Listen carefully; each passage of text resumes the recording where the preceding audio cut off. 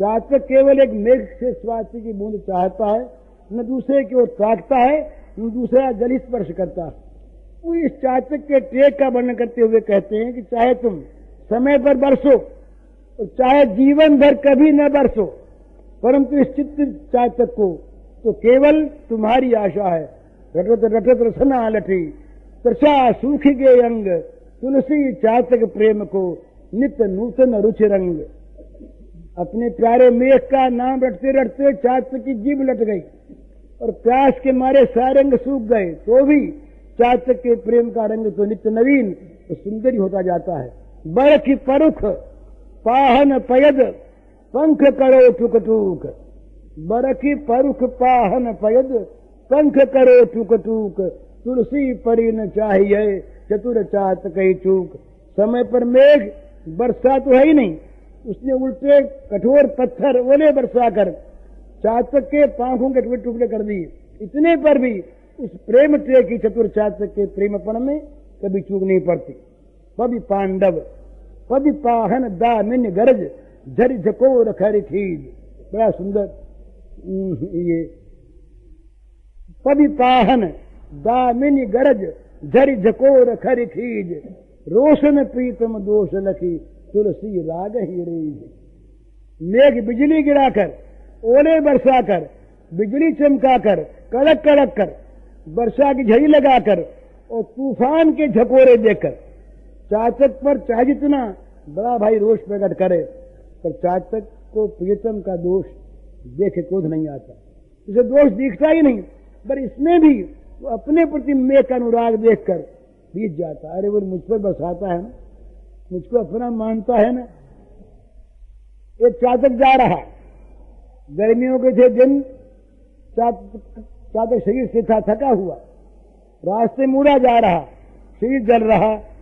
इतने में कुछ वृक्ष दिखाई दिए।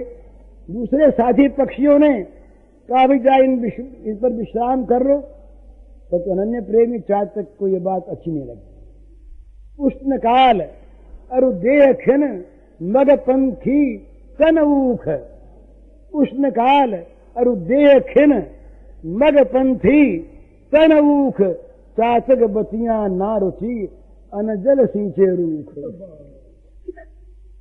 अनजल सींचे रूख।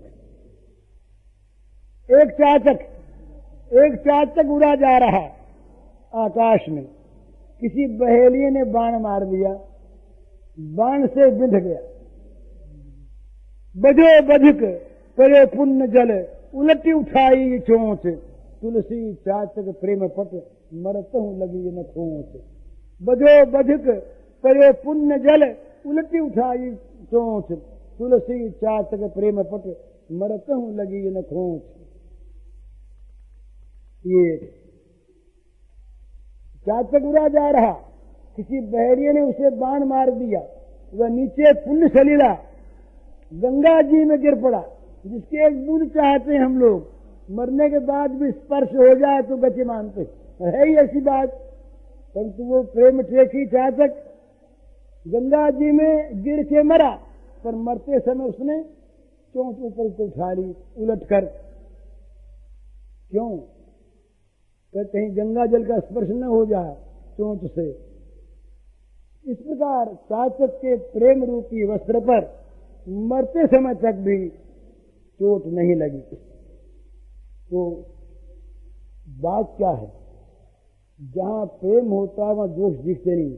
चढ़ते चातक चित कबहू प्रिय पयोध के दोख, तुलसी प्रेम पयोध की ताते मापन जोग। चातक प्रेमी है, अतः उसके चित्त में प्रीतम मेघ का दोष कभी आता ही नहीं, क्योंकि वे प्रेम का अगाध समुद्र है, वहां माप तोल नहीं है। प्रेम देना जानता है, लेना नहीं।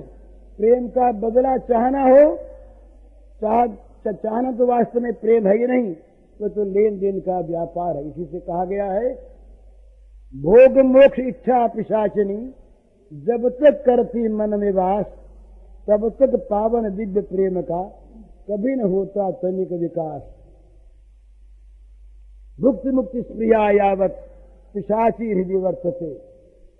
तो अतएव इस पथ पर आना चाहने वाले व्यक्ति को पहले निश्चय कर लेना चाहिए कि विषय भोग के साथ भगवत प्रेम का कदापि मेल नहीं है।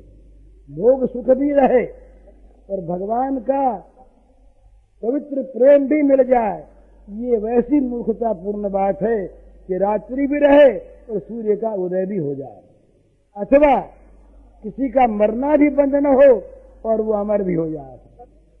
इसलिए इस प्रेम मार्ग के प्रतीक को अहम के सुख की इच्छा का और अहम की स्मृति का भी त्याग करने की तैयारी करके इस मार्ग पर पैर रखना चाहिए। जो अपने सर्वस्व को स्वाहा करके उसके भस्मावशेष पर आनंद मत होकर नाच सकता है, वही इस सर्वत्यागी परम पावन प्रेम पथ का पवित्र पथिक बन सकता है। कबीर ने कहा, कबीरा खड़ा बाजार में लिए लुकाटी हाथ, जो घर फूके अपना चले हमारे साथ। सुतराम गोपी प्रेम के आधार पर भगवत प्रवाह के बहने के लिए सर्व त्याग का आदर्श सामने रखकर साधना में प्रवृत्त होना चाहिए। किसी सर्वत्यागी ऐसे गोपी रूप रसमय प्रेमी जन को ही अपना पथ प्रदर्शक बनाकर आगे बढ़ना चाहिए और सदा ये देखते रहना चाहिए कि भगवत प्रीति और भोगों से उपरति भगवान की आत्यंतिक अखंड स्मृति और जगत प्रपंच की विस्मृति और उत्तरोत्तर भगवत सेवा में प्रवृत्ति और सुसुख वासना की निवृत्ति होती जा रही है या नहीं, उत्तरोत्तर बढ़ रही या नहीं। यही कसौटी है इस परम पवित्र प्रेम के साधन की। श्री राधा माधव दोनों नित्य अभिन्न होते हुए नित्य लीला पारायण है। उनमें एक दूसरे को सुखी बनाने की ये प्रेम लीला सदा चलती रहती है और प्रेम मूर्ति श्री गोपांगनाएं अपने को भूलकर श्री राधा माधव की सुख सामग्री के संग्रह में लगी रहती है। गोपी का स्वभाव या स्वरूप है श्री राधा माधव को सुखी करना और राधा का स्वभाव स्वरूप है श्री कृष्ण को सुखी करना। सर्वत्र त्याग ही त्याग। इसी से ये लीला सर्वश्रेष्ठ और परमोच्च सिद्धि के क्षेत्र की है। इससे इसमें लौकिकता देखना या लौकिक समझकर इसका अनुकरण करने जाना सर्वथा अनुचित और अत्यंत हानिप्रद है। न तो इनकी लीला में संदेह करना चाहिए और न लीला का अनुकरण ही करना चाहिए। समर्पण की भाव साधना चलनी चाहिए। किसी त्यागमयी गोपी को आदर्श मानकर संयम और त्याग के प्रशस्त पवित्र पथ से श्री राधा और कृष्ण की पवित्रतम दिव्य लीला में जो कलुषित काम की कल्पना होती है, उसका प्रधान कारण हमारी काम कलुष दृष्टि है। और श्री कृष्ण को अस्थिमान समय जड़ शरीरधारी मानव बुद्धि श्री कृष्ण में, पर यदि हम उन्हें साधारण मनुष्य मानते हैं तब तो श्रीमद् भागवत के अनुसार श्री कृष्ण केवल 11 वर्ष की अवस्था तक ही नंदालय में थे और कई वर्ष पूर्व से ही मृगांगनाओं की मधुर लीला चल रही थी। अतः इस लीला का समय श्री कृष्ण की 7-8 वर्ष की अवस्था से प्रारंभ हो जाता है। 7-8 वर्ष की अवस्था, 7-8, हाँ, अतएव ये काम क्रीड़ा कदापि नहीं, परंतु वास्तव में श्री राधा माधव तो प्राकृतिक 8 में करिए भूल सब। अतएव उनमें कलुषित काम की कल्पना एक महान अपराध है और हमारा घोर पतन करने वाला है। थोड़ा सा और है। इसी प्रकार लोग बार बार राधा कृष्ण के विवाह की बात पूछते हैं। कई प्रश्न आए थे अब की, इसीलिए इसका थोड़ा उत्तर लिखा, थोड़ा सा रह गया। इसमें भी उनके स्वरूप का अज्ञान ही कारण है। जो नित्य एक हैं, जिनमें कभी भेद की कल्पना नहीं, जो सच्चिदानंद स्वरूप हैं, उनमें परस्पर विवाह होने न होने का कोई प्रश्न उठता ही नहीं। तथापि महानुभाव उनका विवाह भी देखते हैं। ब्रह्म वैवर्त पुराण के अनुसार स्वयं ब्रह्मा जी के द्वारा एकांत कानन में उनके विवाह कराए जाने का वर्णन मिलता है। इसके साथ एक प्रश्न और आजकल आ रहा है, वो यह है राधा जी का किसी अन्य गोप के साथ विवाह। राधा जी के रायाण गोप के साथ विवाह की बात आती है। रायाण ये यशोदा के भाई थे। उसमें श्री राधा का, श्री दामा का शाप कारण था, परंतु वह विवाह भी स्वयं राधा जी के साथ नहीं, छाया के साथ हुआ। मैंने किसी ग्रंथ की एक बात माने दूसरी न माने, ये तो ठीक नहीं। जिस ग्रंथ में रायण के साथ विवाह का उल्लेख है, उसी ग्रंथ में राधा के साथ न होने का उल्लेख। तो ये विवाह राधा जी के साथ नहीं, छाया के साथ हुआ था, ऐसा स्पष्ट उल्लेख मिलता है। वहां लिखा है राधा जी अयोनिजा थी, माता के पेट से पैदा नहीं हुई। माता ने योग माया की प्रेरणा से वायु को ही जन्म दिया, परंतु वहां स्वेच्छा से राधा प्रकट हो गई। 12 वर्ष बीतने पर उन्हें यौवन में प्रवेश करती देख माता पिता ने रायण गोप के साथ उनका संबंध निश्चित किया। उस समय श्री राधा घर में छाया को स्थापित करके स्वयं अंतर्धान हो गई। उस छाया के साथ उक्त रायण का विवाह हुआ। वास्तविक श्री राधा का विवाह तो हुआ था पुण्यमय वृंदावन में कृष्ण के साथ। जगत सृष्टा विधाता ने विधि पूर्वक संपन्न कराया था। अयोनि संभवा देवी, वहां के श्लोक है। अयोनि संभवा देवी वायु गर्भा कलावती सुषाव मयया वायुम सा तत्राभिर्बभूव। अतीते द्वादशाब्देषु दृष्ट्वा त्वां नव यौवनां सार्धं रायाण वैश्येन तत्संबंधं चकारस। छायां संस्थाप्य तद्देहे सान्तर्धानं चकारः बभूव तस्य वैश्यस्य विवाह छायया सह। कृष्णेन सह राधाया पुण्य वृंदावने बने विवाहं कारयामास विधना जगताम निधि। और ये राधा की छाया कौन थी, इसका भी स्पष्ट उल्लेख उस पुराण में है।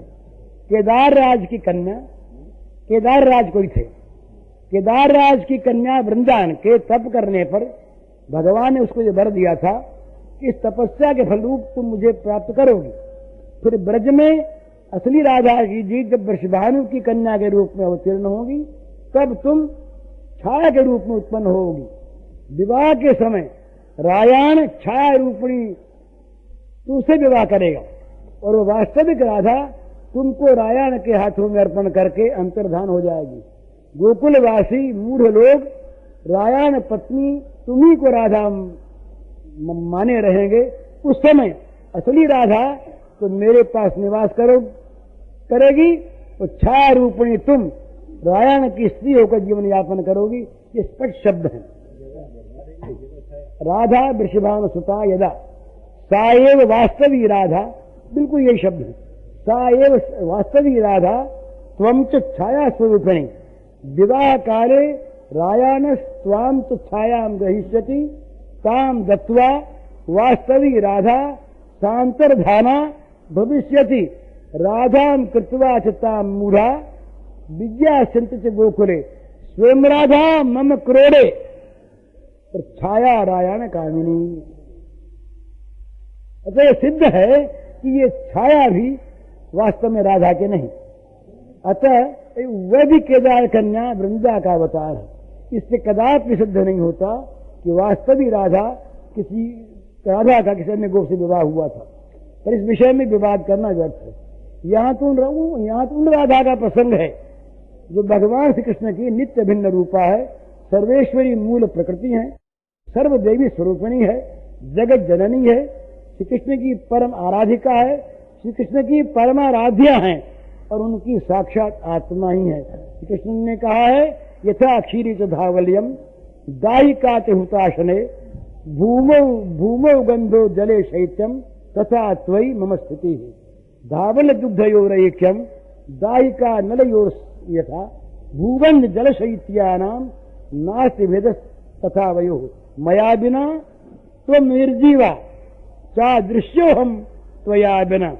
जैसे दूध और उसकी धवलता में, अग्नि और उसकी दायिका शक्ति में, भूमि और गंध में, जल और उसकी शीतलता में कोई भेद नहीं, वैसे ही तुम में मुझ में कोई अंतर नहीं। जैसे धवलता और दूध अभिन्न है, दायिका शक्ति और अग्नि अभिन्न है, भूमि तथा गंध और जल और शीतलता अभिन्न है, वैसे हम दोनों भी एक हैं, कोई भेद नहीं। मेरे बिना तुम निर्जीव हो, मैं तुम्हारा जीवन हूं, और तुम्हारे बिना मैं अप्रकट हूं। लीला प्रकट नहीं होता।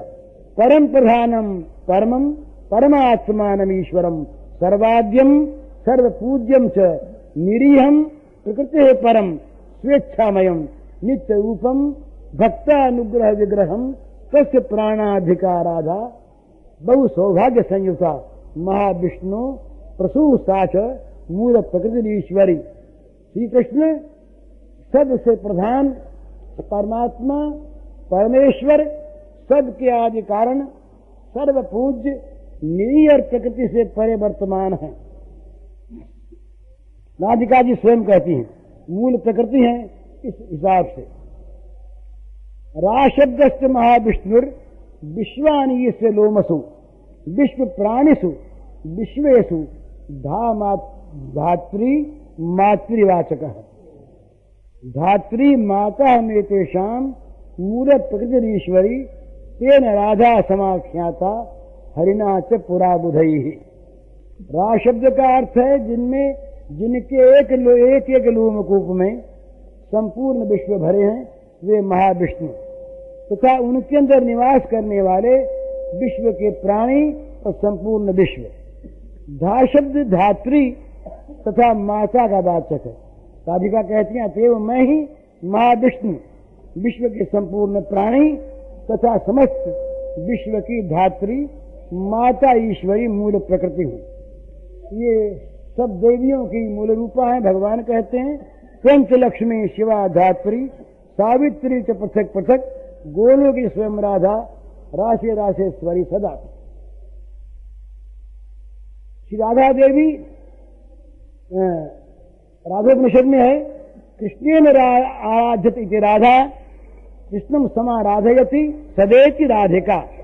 कृष्ण इनकी आराधना करते हैं इसलिए ये राधा हैं, और ये सदा कृष्ण की समाराधना करते हैं इसलिए राधिका कहलाती है। स्कंद पुराण में है आत्मा राम श्री कृष्ण से ध्रुवम आत्मा से राधिका।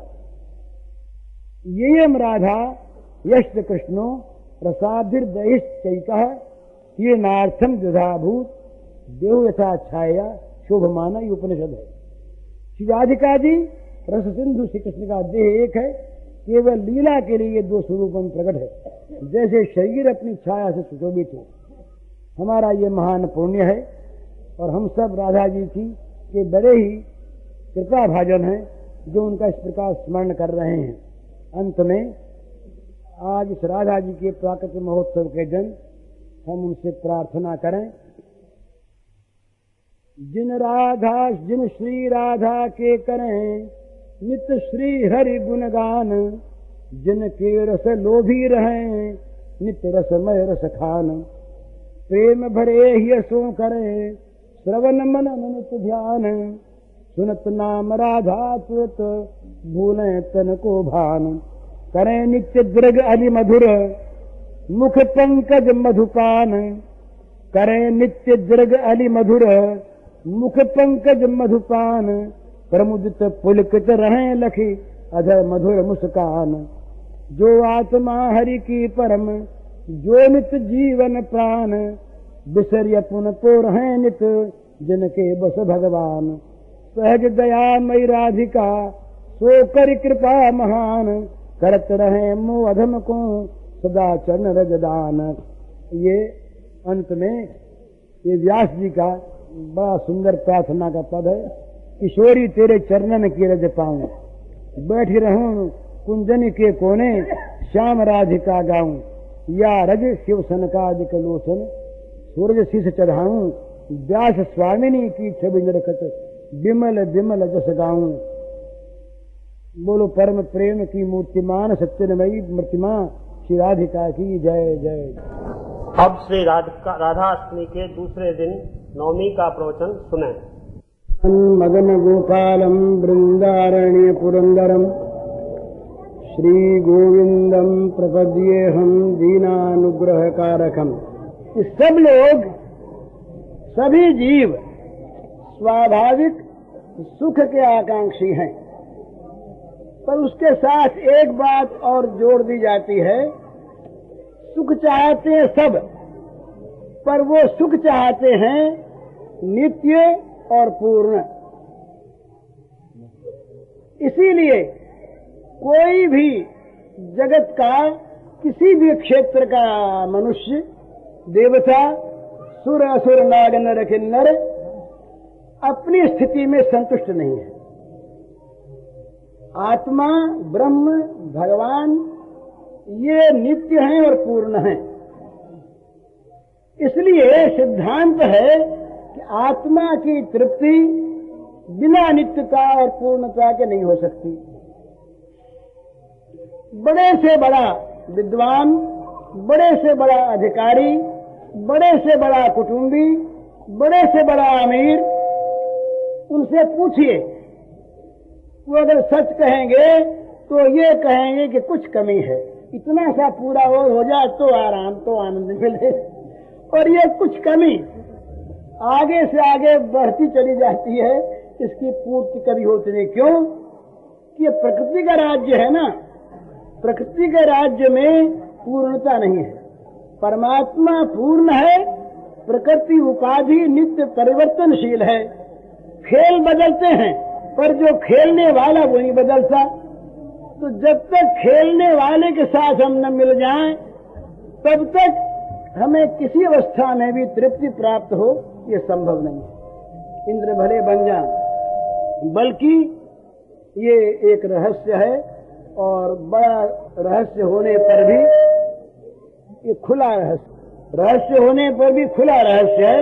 वो ये है कि जितना जितना भौतिक जगत में प्राकृतिक पदार्थों के द्वारा मनुष्य संपन्न होता है, उतना उतना उसका अभाव बढ़ता है। जिस आदमी के पास 10 रुपए महीने की आमदनी है, वो 100 तक में मान लेता है कि भाई 100 हो जाए तो काम हो जाए। पर जिसके करोड़ रुपए हैं पास में और करोड़ की आमदनी है, वो क्या सोचाएगा? स्वाभाविक बात है, वो चाहेगा कि 100 करोड़ हो जाए, उससे भी ज्यादा हो जाए। तो ये नियम है, ये किसी व्यक्ति की बात नहीं, ये नियम है कि जो जिस अवस्था में है उसमें अपूर्णता का अनुभव करता है और आगे बढ़ना चाहता है। ये प्रकृति का नियम है, निश्चय ही सभी, और सभी की बात है, 100 वाले की बात नहीं। ये जितना जितना प्रकृति का राज्य है, प्रकृति के राज्य में जो जो अभाव की पूर्ति होती है, त्यों त्यों अभावों की वृद्धि होती है। जैसे बहुत मामूली बात, किसी के लड़का नहीं है, पुत्र नहीं है, पुत्र का अभाव है, वो चाहता है पुत्र मिले। पुत्र न होने का दुख है, बड़ी वेदना है, पर पुत्र न होने भर की वेदना है। पुत्र हो गया, अभाव की पूर्ति हुई ना। पर अभाव की पूर्ति होते ही पुत्र ने आते ही मानो कहना शुरू किया कि देखो मुझे पालना है, मुझे पढ़ाना है, मुझे बड़ा करना है, मुझे योग्य बनाना है, मेरा विवाह करना है, शादी करनी है, मुझे फिर अपना वारिस बनाना है, और मेरे लिए अमुक अमुक चीज इकट्ठी करके तब मरना है। ये पुत्र ने पैदा होते ही अपनी पुत्रता की भाषा में, चाहे वाणी न खुली हो, वो कह देता है। छोटी सी चीज, मोटर नहीं, दूसरों के देखते मोटर मन चलता है भाई होनी चाहिए। अब कहीं से चंदा वंदा करके मोटर भी ले ली, पर मोटर जो बंद गई घर में आकर के, अब उसे गैरेज चाहिए, शोफर चाहिए, पेट्रोल चाहिए, वो मोबिल ऑयल चाहिए, न मालूम क्या क्या चाहिए, टैक्स चाहिए, और उसकी जोखिम बेचनी चाहिए। एक मोटर ने कितने अभाव पैदा कर दिए। इसी प्रकार जगत की प्रत्येक परिस्थिति, चाहे वो कितनी ही प्रचुरता को लिए हुए हो, है अभावमयी। ये सिद्धांत है। इसलिए जो सुख चाहते हम, वो सुख पूर्ण और नित्य किसी अवस्था में इंद्र को भी नहीं मिल सकता। बादशाह की बात तो अलग है। क्यों नहीं मिल सकता? वो दुख क्या है? प्रतिकूलता की भावना दुख है और चाह की अपूर्ति में प्रतिकूलता है। हम जो इच्छा करते हैं, कोई भी इच्छा की पूर्ति न हो, इसका नाम प्रतिकूलता है। जल का गिलास मांगा और समय पर नहीं आया, मामूली बात प्रतिकूलता हो गई, दुख हो गया, क्षोभ हो गया, गुस्सा आ गया, कामात क्रोध हो जाए थे। तो ये चाह की अपूर्ति जो है ये दुखदायिनी होती है और भोग जगत में चाह कभी मिट सकती नहीं। तो चाह गई चिंता गई मनवा बेपरवाह, जिसको कछु न चाहिए सो जग शहंशाह। एक सुंदर सा दृष्टांत है। एक महाराज भर्तृहरि संन्यास ग्रहण कर लिया। संन्यास ग्रहण करने के पश्चात वो विचरते थे ऐसे ही जहां कहीं भी। तो किसी एक किसान के खेत में एक दिन जा बैठे। कोई घर द्वार तो था नहीं, जहां मन चला छाया दिखी, थके थे बैठ गए। हुआ क्या उस दिन कि किसान के एक सोने की मोहर खो गई थी, एक गहना खो गया था कोई। उस दिन वो गहना उसे मिल गया। गहना 200-400 रुपए का था। इतनी पूंजी बड़ी से बड़ी। तो गहना जब उसे मिल गया तो स्त्रियों में श्रद्धा ज्यादा होती है। उस स्त्री ने कहा किसान की पत्नी ने कि देखो जी, अपने खेत में आज एक महात्मा के चरण टिके हैं, ये उसका फल है कि खोया गहना मिल गया। तो कहा फिर उनको कुछ देना चाहिए। अरे महात्मा ने इतनी कृपा की तो कुछ देना चाहिए, तो दें क्या? तो उनके घर में सबसे बड़ी चीज थी एक सोने की मोहर, 150 रुपए की थी। अब 500-400 का गहना मिला, 150 की चीज दे दें। तो वो किसान था जाट, वो मोहर ले करके खेत में गया। खेत में जा करके उसने महाराज को दंडवत किया, सन्यासी जी को, और मोहर सामने रख दी। महात्मा जी बोले भैया ये क्या है? बोले महाराज कुछ नहीं है, कि तो आपके चरण टिकने से बड़ा उपकार हो गया, खोया हुआ गहना मिल गया। तो घरवाली ने कहा कुछ भेंट दे दे सीधा बेचारा। तो ये भेंट रखी है। बोले ये है क्या? कहा ये तो सोने की मोहर है।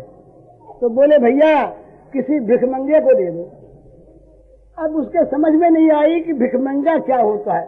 अरे कॉपियन लगाए बैठे इनके पास कोई सामान नहीं, कोई पदार्थ नहीं, कोई खाने पीने की चीज नहीं, पेटी बेटी नहीं, तो कहते भिखमंगे को दे दो। तो ये का भिखमंगे नहीं है, मन में सोचा उसने, पर बेचारा बोल नहीं सका। बोले महाराज आप ही ले लो, किसी को बांट दिया। बोले भैया क्यों आफत मोल लें, क्यों कीचड़ में हाथ करें, क्यों फिर धोएं, किसी भिखमंगे को दे दो।